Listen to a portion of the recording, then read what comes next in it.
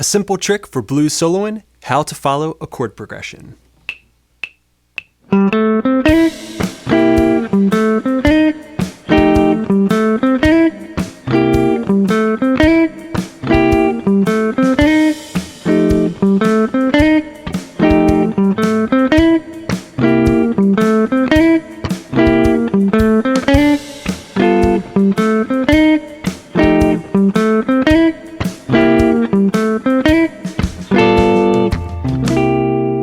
Okay, a close look at the fretboard, getting started with a very simple lesson on how to follow a chord progression, taking a beginner-friendly approach where we're going to take the same lick and just adjust the last note in the lick to accommodate each chord in a simple 1-4-5 blues progression. Okay, so this lick is going to be built from the major pentatonic scale in the key of C. Let's start by reviewing that scale. Starting on the 8th fret of the low E string, we're going up to 10. Onto the A string, we have 7-10. The D string, 7-10. The G string, 7-9. The B string, 8-10. And the high E string, 8-10. The major pentatonic scale in the key of C.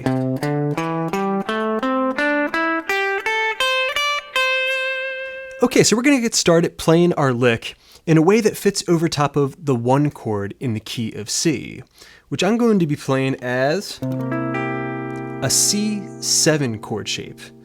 Now there's lots of different ways of playing this chord, but today I'm playing it with my thumb on the root note, the 8th fret of the low E, and I'm also going to have the 8th fret D string, 8th fret B string, and the 9th fret of the G string. Okay, we're going to block the A string. Alright, for a really nice grip of your C7 chord shape, which is also a movable shape and very, very easy to play, a lot less taxing than your bar chord shapes. Okay, so over this chord, we can play the lick like this. Targeting the note that's right there inside the chord shape, which is really the most important detail to adjust in licks, to fit over certain chords, and for being able to follow a chord progression in general. You gotta look for the chord tones. Okay, so we're grabbing that major third that sits right there on the G string inside a standard bar chord shape, or in this very cool bluesy version of the C7 chord. Okay, so I started on the 10th fret of the A string, then I went to the D string, 7 up to 10, and then slid in right on the 1 beat there as the C7 chord shape comes in. Okay, so 1, 2, 3, and 4, and 1. Let's try that again. 1, 2, 3, and 4, and 1. Okay, great lick that you can kind of customize to fit the other chords that we have in this 1-4-5 progression. So the next chord that we have is going to be the 4 chord in the key of C. So if I play my major scale and go up to 4, 1, 2, 3, 4, I discover that we have some kind of an F chord. We're going to play it as an F9 chord shape. This is one of the most important blues chords for you to know if you're interested in that style of music. It's great for jazz, it's great for blues, really good for funk, okay? And it's also, again, a movable shape. I've got the 8th fret of the A string, I've got the 7th fret of the D string, and I've also got a bar across the 8th frets of the G string, B string, and high E string. Okay, so this is an F9 chord shape. Okay, now let's take our lick and change it just a little bit to accommodate this F9 chord shape. Okay, so we're following the change. The easiest way to do that is to take the lick that we had for the C7 chord, all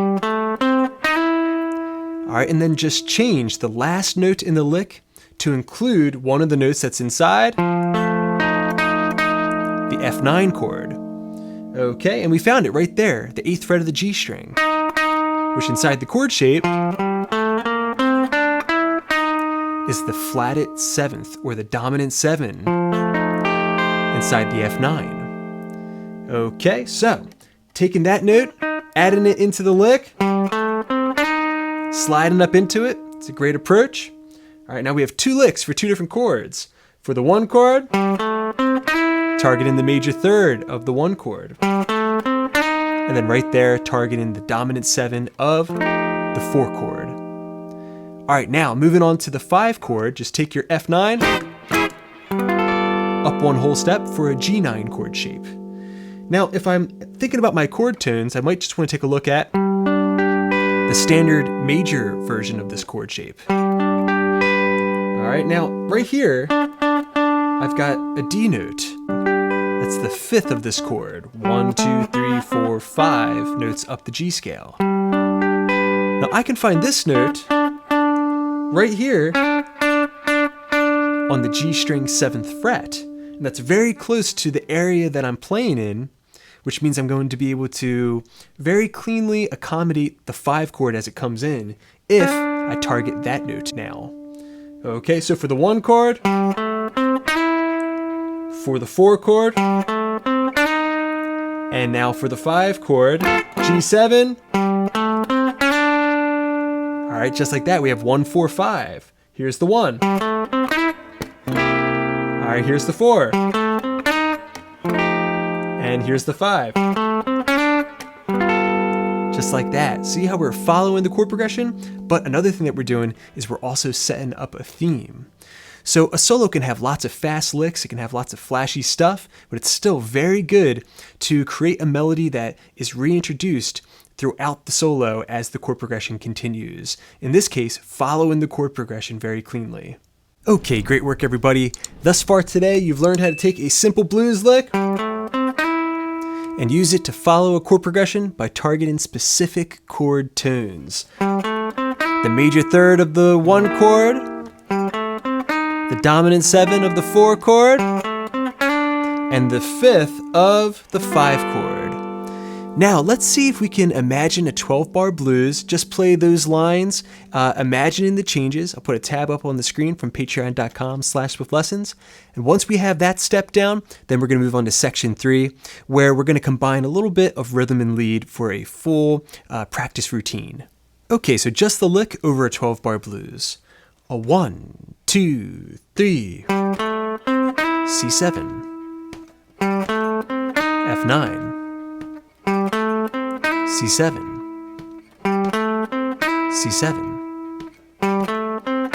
F9, F9,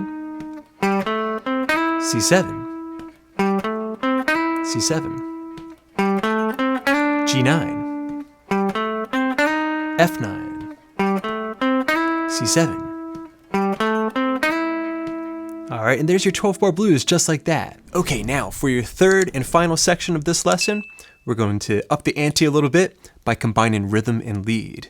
To do that, we just need to throw in an 8th note slap of the strings on beat number 2, and then immediately follow up with a downstroke of whatever chord you're playing over top of. So if you're applying that technique to the 1 chord C7, it would sound like this.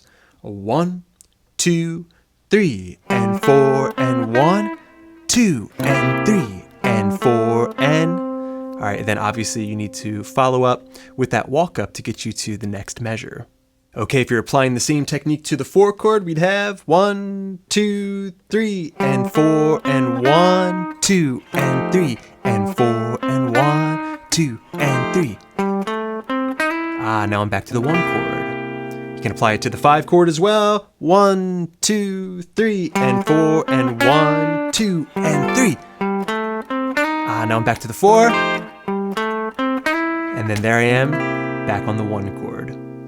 Okay, so now let's take this combination of rhythm and lead and apply it to the full 12-bar blues for your practice routine over the week.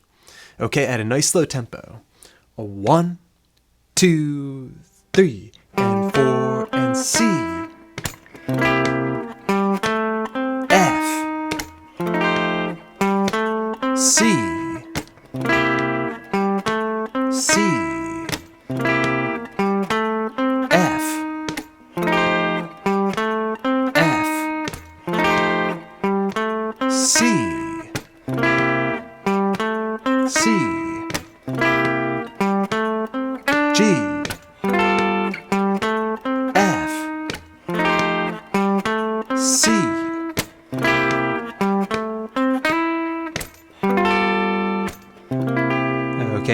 we can throw in a quick 5 chord to get you back home to the 1 chord and the resolve. All right, friends, thanks so much for checking out this lead guitar tutorial. Now it's time for you to practice nice and slow, start seeing if you can implement this into your soloing, and also seeing if you can start to mix it together with some of the other lead guitar tricks that we've been working on. I want to thank my patrons at patreon.com/swiftlessons. Hope you're enjoying all those extra resources. And thanks to you guys, I got many more lessons coming up, so keep checking in. Please subscribe, please share. This is Rob at Swift Guitar Lessons in Philadelphia, saying happy picking.